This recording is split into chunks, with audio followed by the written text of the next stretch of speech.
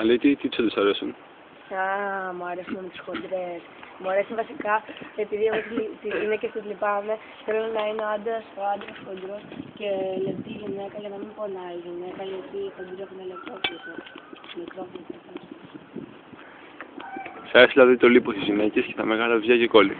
Ναι, θέλω να έχει μέσα, πώς το λέω αυτό που τα φουσκώνει, ναι. Σιλικόνη θέλω να έχει.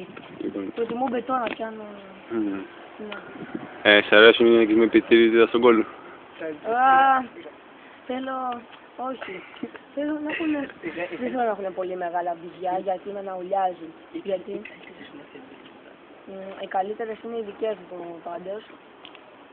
Σε ένα εγκομενάς έχει μεγάλα βυζιά ή μικρά? Μικρά είναι η καριολή. Πλάκα! Τι τίθεται, να αλλάζεις γκόμενα ή κάτι άλλο? Δεν το κάνω. Γιατί μου αρέσει, γιατί... Έχει μεγάλο κόλλο.